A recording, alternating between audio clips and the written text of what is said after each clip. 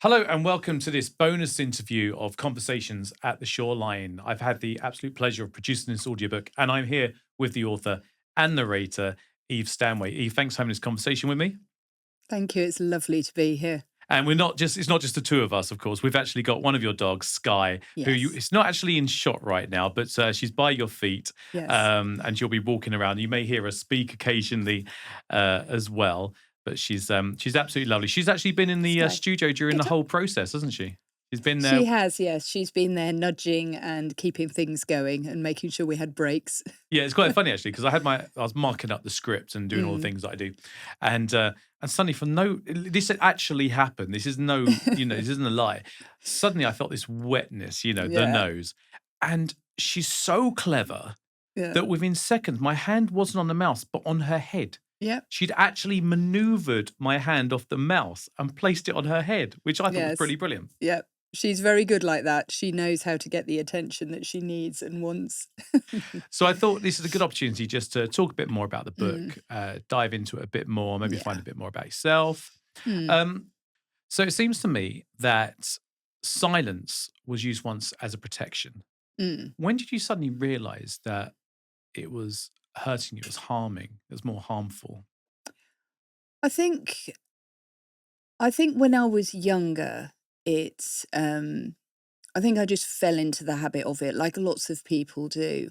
I think when I really realized it was harmful was when I saw my own children, actually. I saw how loud they were and how, much like the dog Sky, good at getting attention, good at being heard, good at being noticed. And what I noticed in myself was my instant reaction was automatically to try and shut that down. And I started questioning where that was coming from in me. And also, I had seen within the therapeutic world, so much of what leads people into therapy is finding a space where they can express themselves and their needs.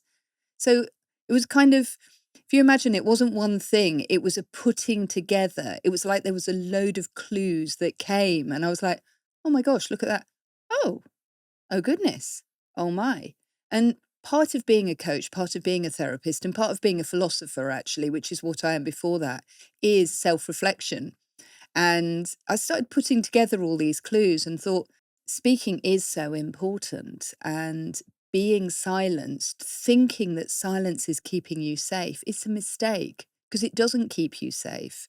It keeps you apart. And is this something that you find regularly with your clients? Yeah, it definitely is. I think it runs through, actually, and it was one of the motivating factors for shifting myself from therapist to coach was realizing that going to therapy, people are often anxious and they're scared to talk. They're scared to like reveal what's happening in their lives, sometimes because they feel shame.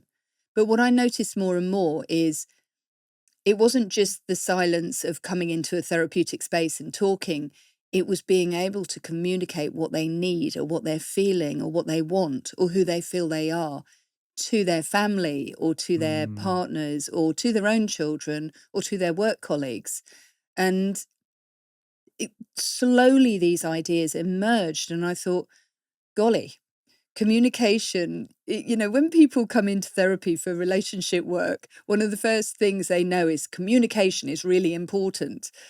But of course, communication is about listening and it's about speaking. But I would imagine that a lot of people, going by the content Mm, of the book, they feel mm, unheard yes. quite often, and Yeah. obviously it's very clear there's a lot of repressed emotions as Mm. well. So I can imagine they can come to you pretty charged at times, Oh, or yes. even charged within. And I remember there was one story, I can't remember her name, but Mm. she turned up and she was making like, everything's fine. I'm very Yeah. efficient. I'm very this, but actually she was Yeah. struggling. She was a big old swan Yeah. That's right. Yeah. under the Yeah. water. So how do you keep people calm and when they're coming in so emotionally charged?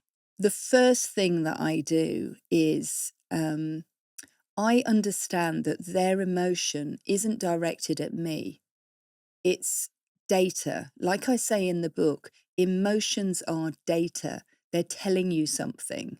So if somebody comes to me emotionally charged, I know they are expressing something or trying to express something that's really, really important to them. And so being able to sit and listen calmly and in a grounded way is really, really important because it lets them know that I'm not scared of their emotion. I'm not frightened. I'm not put off by it. I'm okay to just sit with it. And what happens with people is this, and you must see it as well, I think, in your line of work, that build up of emotion, if you let somebody just sit with it, it calms down. But if you try and stop it, if you try and quash it, if you try and make it go away, it prolongs it. So if somebody's feeling a bit nervy or feeling a bit overwhelmed, if you let them calm down, if you relax yourself, they'll go through that cycle and then they'll just calm down quite naturally. And I find within my line of Mm, work, whether I'm out in the field mm, or producing something, I find a lot of people, they feel like they're in control of their emotion. They may mm, have written that down, they may be talking about it, yeah. but without going into too much detail, for confidentiality and stuff, I have had so many tears Mm, in front of me because they didn't realize how much it mm, meant to them. They were writing it out, but it wasn't until they spoke about it yeah. that it just came flooding out of them, Yeah. which was really interesting. Now I'm thinking of your background. Now Mm, you've gone through a lot, mm, and obviously that's quite clear. yeah. So how do you use all of the things that you have gone through to support people, whether it be like communication or divorce or helping the children within the divorce? How do you use that skill set? And I will call it a skill set now Mm, because that's what you effectively have turned it yeah. into, if I Yeah. may. How do you use that Mm. in what you do today?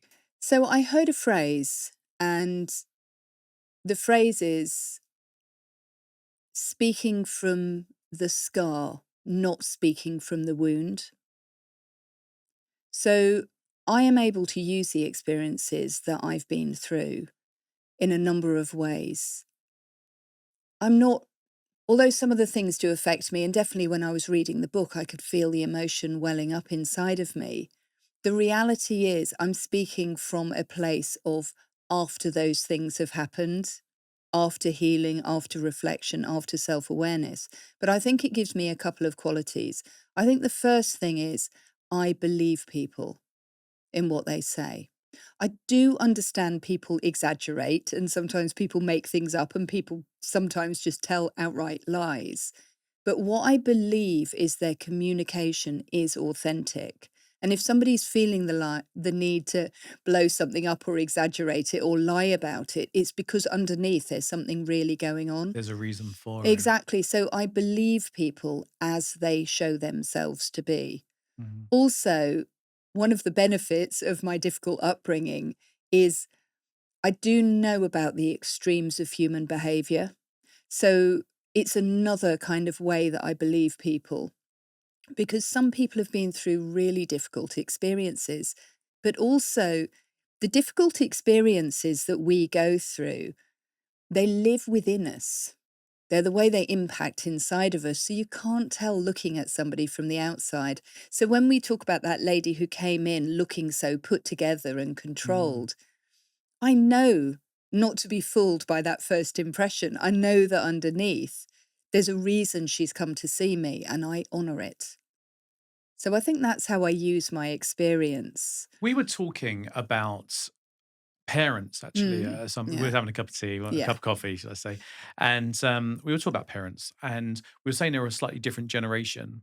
Are Mm. you seeing a difference in the emotional need or healing that is required from the different generations of people who come to see you as your clients? And do you have to adapt accordingly? I think yes, I do see a big difference. I think um, the younger generations understand about the problems that can exist and sometimes are more likely to come and seek help and support. Like within my divorce and breakup world, I see quite a number of young couples who are maybe deciding to get married or deciding to move in together. And they're already thinking about strengthening their relationship and having difficult conversations before that happens, because they know that communication is important, even if they don't really know how to do it. With older generations, what I can see with the older generations is perhaps a high level of loyalty to their parents. So they feel that they're being disloyal if they complain about the things that happened to them growing up. Mm. And I know that lots said about intergenerational trauma, but the reality is that we've through the First and Second World War and Spanish flu and then all the other things that happened, humans have been through a lot of difficulty, and acknowledging that doesn't mean being a victim. It just means acknowledging that pain has happened, and that's actually a really freeing thing Yeah, I agree. to Do you recognize. think that this is something that I thought about before, Mm, actually? So I'm really interested to know your mm. thoughts. Do you think this is something that should be talked about and educated at school? How to express your emotions, I'm mainly covering. I think so. And I think, in particular, what I would say is human beings, if they're feeling vulnerable or they're feeling under threat, one way of dealing with that is creating a story that we tell ourselves. Part of what I speak about in the book is about this clarify, communicate, and correct, my magic three, as I call it. And part of that is checking what story you're telling yourself. And I think that children at school, I think if the adults around them were checking the narrative that the adults are saying, they might learn a lot of wisdom from the children, because we are raising children to speak authentically, but Mm. then I think getting quite upset and affronted when they say stuff like I have to hear from my own children sometimes that I don't want to hear, but my children aren't wrong, they're right. So let's go into Yeah. that magic three. So Mm. what were the three again? So the magic three are clarify, communicate, and correct. Where did that come from?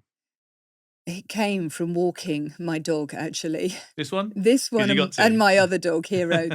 Walking through thinking, how can I create a framework which is simple and understandable? Mm. Because what I felt is that there's lots of messaging that we need to be authentic, hold our boundaries, stand up for what we believe in. But how? How do you do it? The psychologist in me wants to know, how do you handle the behavioral exchange? So I thought, well, I'll break it into these three that seem to me the right ways of doing it, to clarify what it is that we want, to clarify what we're trying to do, to clarify what our goal is, our mission. Yeah. Mm. And then how do we communicate that? Now, communicating a goal, I would like you to put your shoes in the shoe rack. That's a goal. Communicating a complaint, it really annoys me when you don't do that. Well, if I'm communicating what I want you to do, which is put your shoes in the shoe rack, that is a different thing than communicating my annoyance that you don't do it. So the clarify and the communicate are about thinking about what is it that I want to say, and then how do I say it? If I want to blame somebody, then I'm going to communicate that, but I need to know what I'm doing, because that's going to lead to defensiveness probably, or an argument. And then correct is the key part, because correct is about repeating. So humans, when they don't get what they want, when they try and do something and it doesn't work, they've a tendency they shift and try and do it differently. And in that shift to try and do it differently, they often lose their first, what they're trying to say. So it becomes an argument about, you never put the shoes in the shoe rack, and why do you leave it? Saying, we might as well break up. Yeah. Instead of it being, what I want to say is, I would really like it if you just put the shoes in the shoe rack. So instead of it being correct, which means you go back to the original communication and you reinforce it. I noticed you were doing that Yeah. within your book, Yeah. which was quite interesting. And so there is a reason behind that. I realized that the thing was Yeah. propping up again, and it's propping up Yeah. again, and Yeah. and I suddenly thought to myself, by the time I got into it a few times, I was like, Oh, I know what's coming up on this Yes. bit. It had sunk into me. So Yeah. there is a reason for that. Yeah, yeah. It Mm. was a really conscious decision in the book to be repetitive at points. And it was a difficult choice to make, actually, because there was a part of me who went, no, I need to be stripped back and pared down and I mustn't repeat anything. But it isn't about repetition. I'm trying to reinforce this idea that if we stay calm and grounded, if we're clear about what we want to say, and if we are willing to repeat calmly. Now, nagging is when you go at somebody again and again, but nagging is usually around complaint or criticism or blaming or shaming. With this, we're just calmly reinforcing. And whether that's a child or whether it's an adult or whether it's a boundary at work, being willing to reinforce, well, that is what holding a boundary is. What about timing? Mm, Timing in conversation? yes. Because someone may approach with that idea. They go, Mm, right, I'm going to approach that idea now. yeah. Really, really great. Yeah. And say their partner's come back from work or they've gone for a walk or they've come Yeah. back or something. And you know what? They're Mm, not at that moment to receive no. the information. No. So what about that? How do you play that card? So you'll notice when you were listening to me recording the audio, there was a lot about grounding and emotional That's right. regulation and Yes. emotional data. So if I want to have a communication about something and I have done the work to ensure that I am calm and I am grounded, then the next logical step is that I'm going to make sure that I have that conversation at a time when you are calm and grounded. So, the reason why I place so much emphasis on calming yourself down and grounding yourself is because we can only really control what we do. We can't control what other people do. So part of being grounded is patience. Yes, Mm. patience. As I say in the book, Bruce Lee said, Yes. patience is concentrated strength. So I just want to say about this Yeah. actually. I've never, and I've recorded thousands. Yeah. I've never recorded a book with so many obscure quotes from different I people. know. You know, we had Bruce Lee here, then we had the Bible here, and then we had some philosopher over here. And I'm like, wow, this is pretty cool. You could just do a little one of those little guidebooks, you know, with little phrases in. Yeah. Okay, Yeah. so people would have been listening to this audiobook Mm, or having the print version mm. for a reason. Yes. Okay, for a reason. So, what would you say to people who have been stuck in a conversation for a long time? Let's say Mm, they are talking to their kids or their partner mm, or at work, and they think, "Do you know what? I've tried before, and I just feel like it's a bit awkward mm, now. I'm thinking, oh, it's just easier mm, to get on with it, or mm. they're carrying in a trauma."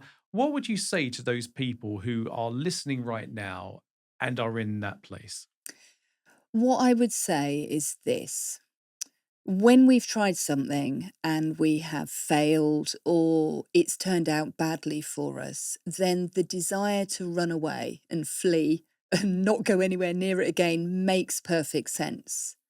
But we also know, and I know that you know, and I know that anybody listening to this knows, that if we have a plan, if we've got a structure, then what didn't work before can work. And if you think about everything you do in life, everything that you've learned skill or expertise at, you started off not getting it right. Mm. And then you found wisdom or you found guidance or practice or you made mistakes and you learned the skills. And I think that having difficult conversations is a skill. I know that people in senior leadership learn it. When I was researching for this book, the reason why there's so many quotes in it is because I went across a wide area of resources looking for information from the fire service to police to army negotiators to senior CEOs to domestic abuse charities to hospitals to how we have difficult conversations. And there's a skill set. Mm. And so it seemed to me that as it is that important, why not bring that skill set? And you know what? As counselors, coaches, therapists, they go to college and learn how to have difficult conversations. So why not share some of those skills so that anyone can do it, you know. What do they say? Give a man a fish and you feed him, teach him how to fish, and he Yeah, can feed his family. And that's what my goal was. That's really what my goal was with the book. I love that. Yeah. So before you go, you have other resources as I do, well, which is great. yeah. You've got a couple of courses Yes. and that. Do you want to? Because there will be people I know listening to this going, Mm, do you know what? I really need some of this. yeah. So do you want to just give a quick overview about the courses that you've got? Yes. So I've got one course which is Navigating with the Heart, and that's specifically, it's an 8 module course, and it's specifically around having difficult conversations with children. It stems from my divorce and breakup work, and it is about how parents can talk to their children during family turmoil. And the content is around separation and divorce, but the process of separation and divorce happens if it happens kind of continuously in the child's life and over a long period of time. So it felt that when I was thinking about my first course, that's such a heart-led piece for me. I wanted to start there. Mm. And then my second course that I have, which comes out of the back of this book, is a 6 module course on how to structure and have a difficult conversation. Because although there's so much content and value in the book, actually seeing it staged, seeing it played out, hearing a bit more about it, I thought would be really It's useful. a great idea. I mean, it's Mm, implementing as well, isn't it? And absolutely. people, I think, when you've got, I don't know, this is how I work. Yeah. I receive information Mm, and then I receive a bit more information. I like to get a bit mm. visual as well. Yeah, And yeah, then suddenly that gives you a bit of confidence and yeah, allows you. And yeah. yeah, so that's about structuring conversations, basically what you're doing in the book here, It's but a much deeper. It is, yeah, and Mm. it's much more of a roadmap on how to do it because it is a skill set. And I think that, I mean, there's so many difficult conversations talking to people about having a power of attorney, talking to people about having to move house, change school, um, what to do when you get a bad result or when you don't get the offer at university that you want. There are so many opportunities and moments where you could just say, "Oh, don't worry about it, it'll be fine." Or you could have the skills to have that more complicated Yeah, conversation. I mean, I'm all over this because what I'm thinking is you never know when any of those things are going to You happen. never know. You Yeah, never know. Could you be never know. tomorrow. It could be next week. You do, and, it could be a difficult conversation that you ordered something and the wrong thing turned up, Yeah. and you're devastated about it, and you need to be able to say to that person, "Oh, you need to get back to your studies," or "You need to get to work." It could be all sorts of things. Well, Eve, it's been great talking to you. I think the content you're giving people is absolutely fantastic. Keep it going, keep doing more. I think it's great. And you're always welcome here at Monkey Nut, as Yeah. is Sky. I mean, won't lie to you. You're invited because I want to see Sky again because I've never had so many cuddles during a recording in my life. Even Yes. my dog doesn't give me as many. No. But you're always welcome here. And thanks so much for having this conversation with me. No, thank you so much. It's been a real pleasure, and thank you so much for the day. You really have made it easy, and being able to actually have Sky here, she is such a support for me, and the fact you're so welcoming, the fact you've fed me, the fact you've kept me hydrated with ginger and honey drinks, it's been great. Well, you say that, and I appreciate those words, but she's been the emotional support to me. She's just been there like, "Arr." She's I lovely. know. Thank you so much for those kind words, and you're always welcome.